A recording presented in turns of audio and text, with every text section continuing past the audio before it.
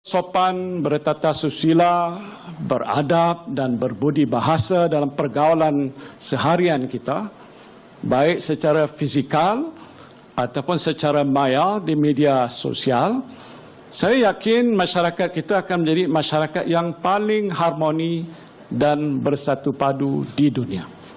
Masyarakat Malaysia adalah masyarakat yang bersopan dan bertata susila. Kita adalah masyarakat yang beradab. Kita kaya dengan budi bahasa, kita bertimbang rasa, kita berpekerti mulia. Rukun negara diisytiharkan pada 31 Ogos 1970 oleh Yang di-Pertuan Agong keempat almarhum Tuanku Ismail Nasiruddin Shah ibni almarhum Sultan Zainal Abidin susulan peristiwa 13 Mei 1969 bagi mencapai perpaduan lebih erat antara rakyat. Selain kesopanan dan kesusilaan, 4 prinsip rukun negara yang lain ialah kepercayaan kepada Tuhan, kesetiaan kepada raja dan negara, keluhuran perlembagaan dan kedaulatan undang-undang. Jelas Perdana Menteri, prinsip-prinsip inilah yang memberi makna amat mendalam kepada rakyat Malaysia dalam membentuk jati diri, menjadi asas identiti diri dan penyatuan setiap individu bergelar bangsa Malaysia, tidak kira kaum, agama dan warna kulit. Mengajak kesemua rakyat Malaysia memperteguhkan iltizam untuk terus menjunjung kelima-lima prinsip falsafah negara itu. Muhyiddin berkata penghayatan dan pengamalan sebenarnya bukanlah sesuatu yang sukar. Muhyiddin berkata yang penting ialah rakyat mempunyai kesedaran untuk sentiasa mengeratkan perpaduan dan memelihara keharmonian masyarakat menerusi amalan prinsip-prinsip dan nilai-nilai murni yang terkandung di dalam rukun negara. Dalam pada itu, Perdana Menteri menegaskan proses pembinaan negara bangsa yang bersatu padu di dalam sebuah negara majmuk seperti Malaysia bukanlah mudah dan banyak cabaran sebelum berada pada tahap sekarang. Kita ketepikan perbezaan dan persekitaran yang wujud dalam masyarakat kita. Kita pupuk semangat persefahaman dan perpaduan sesama kita. Akhirnya perbezaan kaum, perbezaan agama, wilayah dan status sosial tidak menjadi penghalang kepada kita semua untuk hidup secara aman dan harmoni di negara kita.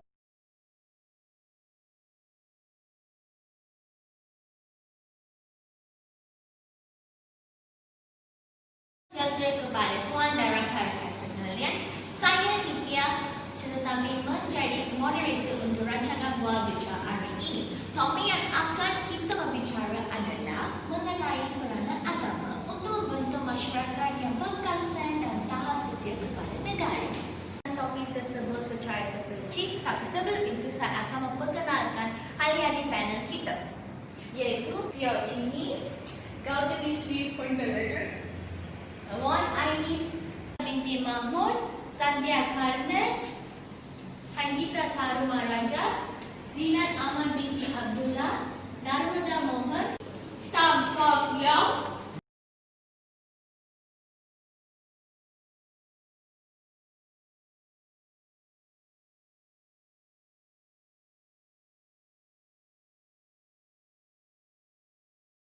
Selamat sejahtera Cik Sania. Apa khabar? Khabar baik. Saya ingin bertanya, apakah peranan agama untuk membentuk masyarakat yang berkasih dan tahan setia kepada negara? Dari pandangan saya, isi pertama untuk soalan ini ialah agama menjadikan masyarakat yang berkasih sayang dan taat setia kepada negara dengan mengamalkan sikap bertoleransi terhadap kaum. Yang ini boleh menunjukkan daripada mengeratkan perselisihan faham antara kaum, mengeratkan hubungan antara kaum, menjamin hubungan biologis berkekalan, menjamin keharmonian hidup bermasyarakat dan membolehkan dasar-dasar kerajaan dilaksanakan dengan lancar. Isi kedua ialah agama menunjukkan masyarakat yang bersatu padu. Contoh untuk menyukai isi ini adalah ia ingin membina kehidupan yang aman, damai dan harmoni, kestabilan politik dalam negara, mempertumbuhkan ekonomi yang mantap dan kejayaan Malaysia menjadi tuan rumah berbagai acara antarabangsa. Contoh-contoh yang saya bagi tadi menjadikan masyarakat yang berkasih sayang dan taat setia kepada negara. Isi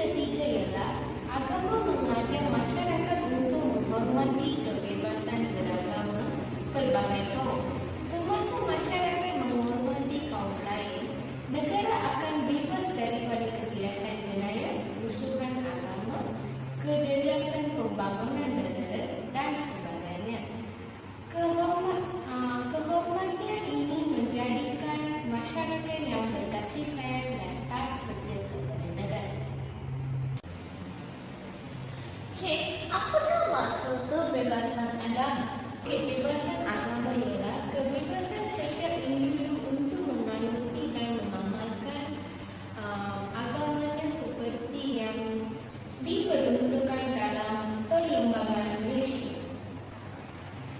Oh, ya ke? Faham, Cik. Terima kasih, Cik.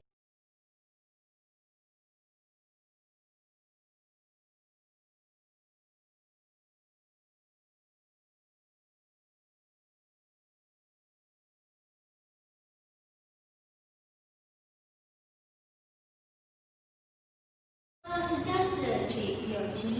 Selamat sejahtera, Cik Tia. Cik, bagaimanakah agama boleh menjadikan seorang warga negara yang setia dan berkasih sayang?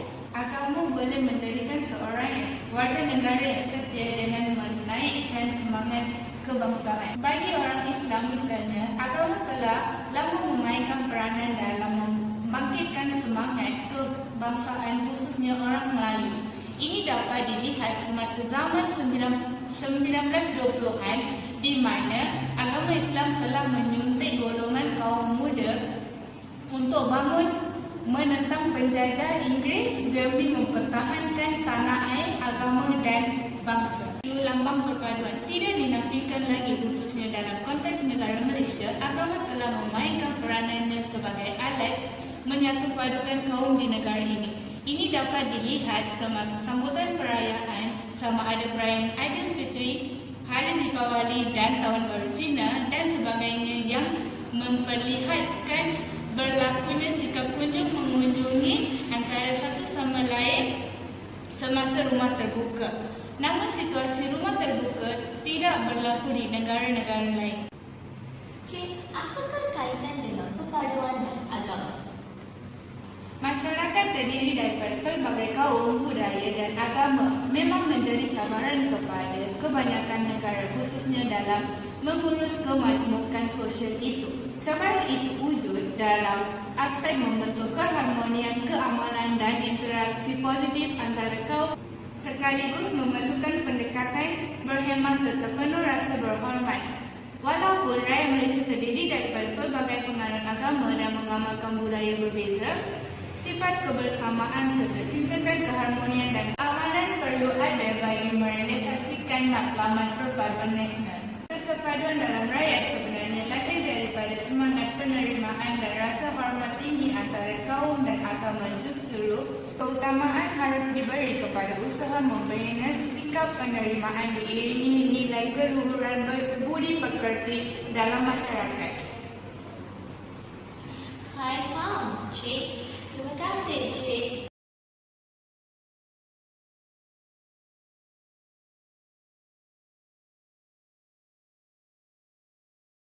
Bertanya pula kepada Cik Sanggita. Selamat sejahtera, Cik.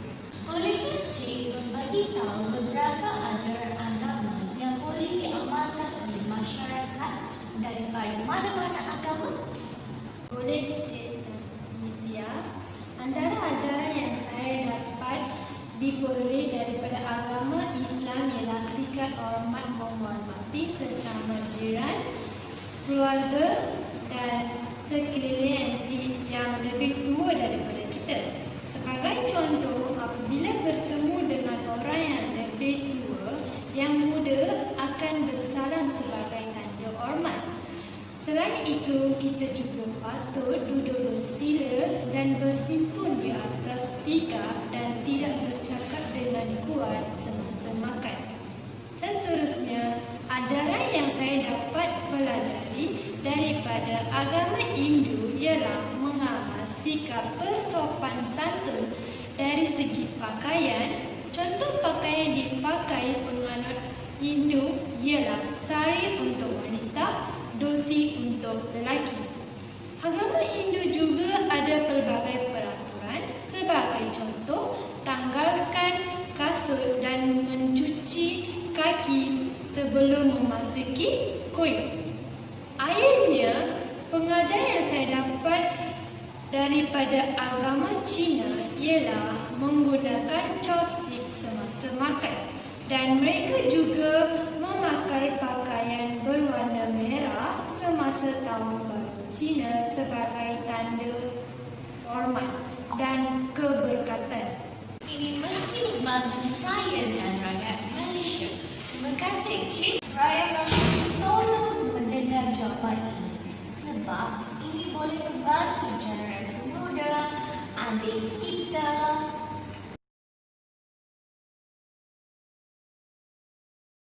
Seterusnya kita bincang dengan Cik Aziz. Ya, terima kasih kepada Cik Nidya. Cik, bolehkah kesannya membantu agama untuk membantu masyarakat yang berkasihan dan setia? Ya, boleh kerana agama juga berfungsi mengembangkan kesenian disebabkan agama mempunyai hubungan yang rapat dengan aktiviti kesenian yang menjadi sumber utama iaitu penghargaan dan kenikmatan serta ia juga merepresentasi estetik seperti seni bina, lukisan, ukir kayu dan seni pahat. Faham, Cik. Terima kasih.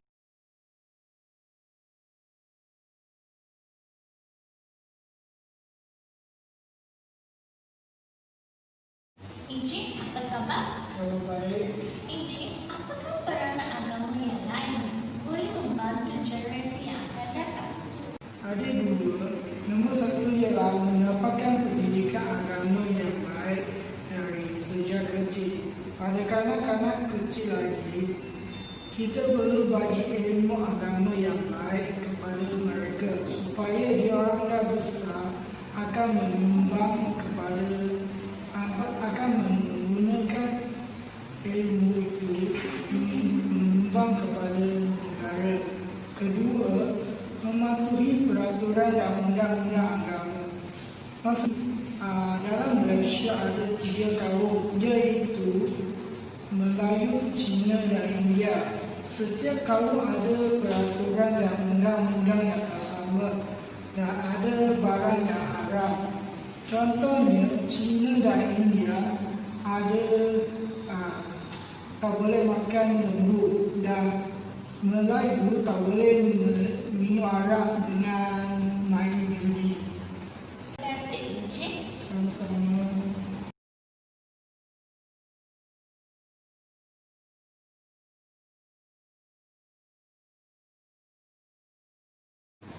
Marilah kita soal kepada Cik Zina. Sebelum itu, Cik, sila kongsikan pandangan anda. Pada pendapat saya, melahirkan rasa hormat menghormati antara satu sama lain supaya mengelakkan pergaduhan dan sifat rendah diri. Selain itu, mengeratkan hubungan silaturahmi serta menyemarakkan lagi semangat muhibah. Akhirnya ialah melahirkan bangsa yang menyayang. Cik, apakah kesannya jika rakyat Malaysia tidak menghormati? Kesan yang berlaku adalah tidak ada pengetahuan tentang agama masing-masing. Oleh itu, mereka boleh terpengaruh dengan perkara negatif yang boleh menjatuhkan maruah negara dan maruah agama masing-masing. Contohnya, minum arak, mengambil darah dan semua agama disebabkan tidak menghormati agama, mereka terpengaruh dengan perkara tersebut.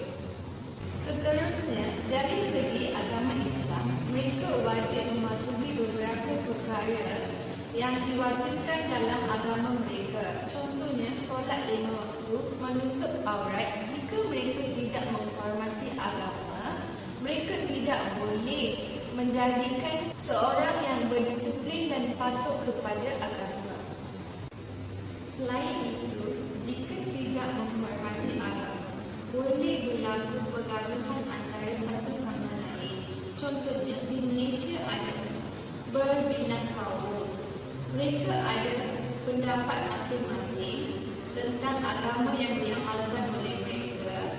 Dengan ini, ada peluang untuk berlaku pergaduhan antara mereka.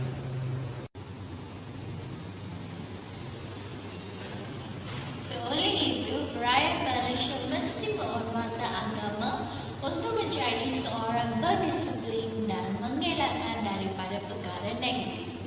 untuk menjadikan negara yang aman, damai dan harmoni.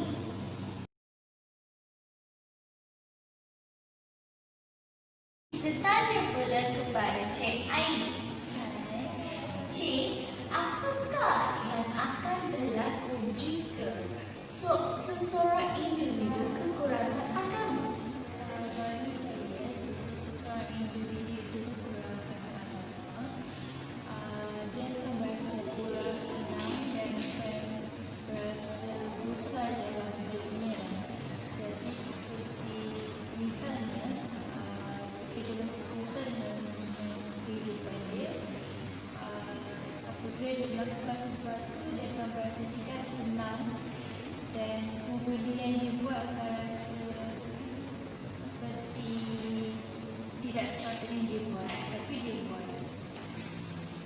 Terima kasih, Cik.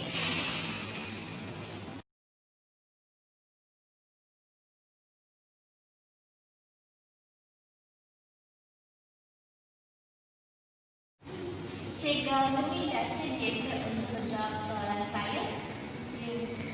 Sebelum itu, Cik memberi tahu pandangan anda terhadap topik tersebut. Ia membantu untuk masyarakat hidup dengan aman dan sejahtera. Selain itu, melahirkan insan yang bertolak ansur dan hormat menghormati. Seterusnya, lahirkan warga negara yang baik dan setia kepada negara. Sebagai pelajar universiti, apakah ajaran agama yang diamalkan oleh anda, Cik? Sebagai pelajar universiti, peranan agama yang diamalkan oleh saya ialah berpakaian yang bersopan santun mengikut ajaran agama Hindu. Contohnya, pakai pakaian yang tidak menjolok mata.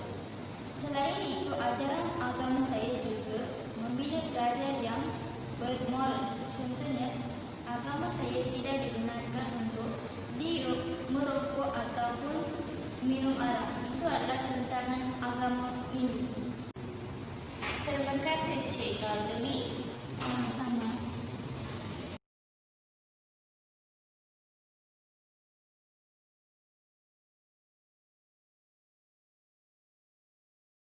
Akhirnya kita tanya kepada Cik Narmada. Cik, apakah kepentingan agama kepada seseorang individu? Kepentingan beragama kepada setiap manusia ialah dapat menjadikan manusia berakhlak mulia. Agama mengajarkan manusia tentang nilai-nilai moral sebagai hasil pemikiran manusia untuk berfikir dengan baik. Jika setiap manusia berakhlak mulia, masyarakat sudah pasti masyarakat itu akan dipenuhi dengan keadilan, keamanan dan keselamatan dari keadaan huru-hara dan sebagainya. Selain itu, manusia dapat mengeratkan hubungan silaturahim sesama manusia. Cara untuk mengeratkan hubungan silaturahim ialah ketika diurusi peranan dengan kunjung mengunjungi sanak saudara, memberikan pertolongan bila diperlukan dan sebagainya. Terima kasih, Cik.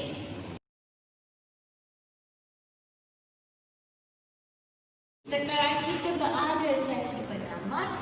Kita dah mendengar pelbagai info tentang peranan agama daripada ahli-ahli panel kita. Kesimpulannya, kesetiaan kepada negara ialah manifestasi daripada rasa cinta dan sayang kepada tanah air. Oleh itu, rakyat Malaysia harus mengamalkan peranan agama sebagai pedoman hidup seakhir. Hal yang demikian akan membantu negara ke arah pembangunan dan penerusan negara yang lebih cemerlang, gemilang dan terpilih. Terima kasih banyak. Jumpa lagi. Dari tradisi agama Islam, terdapat prinsip utama iaitu rukun Islam yang terbahagi kepada 5 perkara, iaitu mengucap 2 kalimah syahadah, pengakuan tentang kewujudan Allah dan keesaannya, serta kerasulan Nabi Muhammad. Yang kedua ialah solat 5 waktu, iaitu ibadat yang mengandungi perkataan dan perbuatan yang dimulai dengan takbir serta diakhiri dengan salam. Solat wajib ditunaikan pada 5 waktu tertentu iaitu subuh, zuhur, asar, maghrib dan isyak. Yang ketiga ialah membayar zakat, ibadat yang mengeluarkan harta tertentu yang dimiliki untuk diberikan kepada golongan yang memerlukan.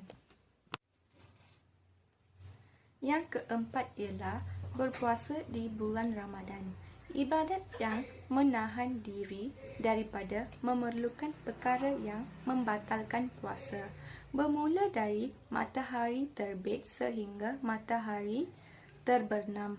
Puasa wajib ditunaikan selama sebulan pada bulan Ramadan. Akhirnya ialah menunaikan haji, ibadat yang wajib ditunaikan di Mekah sekali seumur hidup bagi umat Islam mampu tertakluk pada syarat tertentu dan pada masa yang tertentu. Nama saya Teo Chin Yi dan saya akan menceritakan tentang agama Buddha. Agama Buddha ialah agama dan falsafah berasaskan ajaran Siddhartha Gautama yang dipercayai lahir pada kurun yang kelima sebelum Masihi. Prinsip yang penting dalam ajaran agama Buddha ialah 5 ajaran dan 8 jalan betul yang harus dijadikan prinsip kehidupan oleh setiap penganut. Antara 5 ajaran betul agama Buddha adalah yang pertama, kita tidak harus membunuh atau berkelakuan kejam. Yang kedua, kita tidak harus mencuri. Yang ketiga, kita tidak harus melakukan kesalahan seksual. Yang keempat, kita tidak harus berbohong. Dan yang kelima, kita tidak harus mengusutkan fikiran kita dengan mengambil dadah dan minum arak. 8 jalan betul ajaran agama Buddha adalah yang pertama, pandangan yang betul. Kita harus sedaya upaya untuk memahami sesuatu perkara dengan cara yang terbaik demi menikmati kehidupan yang terbaik. Yang kedua adalah fikiran yang betul. Kita harus memilih dan membuat keputusan yang betul berkenaan perkara-perkara kehidupan. Yang ketiga adalah ucapan yang betul. Kita harus bercakap dan bertutur dengan orang lain dengan sopan agar dapat membawa kegembiraan kepada orang yang sedang bercakap dengan kita. Yang keempat adalah perbuatan yang betul. Kita harus melakukan perbuatan yang boleh dijadikan teladan kita kepada orang lain. Yang kelima adalah pekerjaan yang betul. Kita harus memilih kerjaya yang halal yang tidak membawa keburukan kepada orang lain. Yang keenam adalah daya upaya yang betul. Kita tidak harus leka dan malas. Yang ketujuh adalah peringatan yang betul. Kita harus sentiasa memberikan tumpuan terhadap apa jua yang kita lakukan. Dan yang akhir sekali adalah bertafakur dengan betul. Kita harus bertafakur dengan cara yang dapat membawa ketenangan dan kearifan. Agama Hindu dipercayai merupakan agama tertua di dunia. Agama Hindu dipercayai bermula dari peradaban tua di banjaran Hindus dan Ganges. Amalan dan kepercayaan agama Hindu adalah pertamanya ahimsa, iaitu kehidupan tanpa keganasan dan tidak mencedera atau menyakit orang lain. Kepercayaan ini menjelaskan sebab ramai penganut Hindu mengamalkan permakanan sayur-sayuran. Ahimsa harus dipraktiskan dalam semua tindakan, iaitu pemikiran, pertuturan dan perlakuan. Kebenaran sangat penting untuk melindungi umatnya. Keduanya, karma. Kepercayaan ini berfungsi dari undang-undang sebab dan akibat. Penganut Hindu digalakkan untuk melakukan tugasan harian mereka tanpa mengharap balasan. Karma yang buruk akan dibalas dengan kehidupan yang penuh senggara. Amalan seterusnya ialah kehidupan selepas mati. Setiap penganut agama Hindu dipercayai akan lahir semula beberapa kali untuk memperbaiki karma mereka. Seseorang tidak lagi dilahirkan semula apabila dia berjaya mencapaikan karma yang penuh dengan kebaikan. Amalan kepercayaan akhir ialah moksha. Setiap penganut Hindu harus berusaha untuk mencapai moksha, iaitu bebas daripada kitaran kelahiran dan kematian. Moksha tercapai apabila karma kebaikan mengatasi karma keburukan. Seterusnya, disiplin kewijian. Disiplin pertama ialah karma yoga. Iaitu memahami cara yang betul apabila menjalankan sesuatu tugas tanpa memikir kemahuan sendiri dan bersifat tamak. Keduanya, Raja Yoga. Iaitu disiplin diri dan pemikiran yang melibatkan amalan tafakur dan penumpuan untuk memperoleh ketenangan fikiran.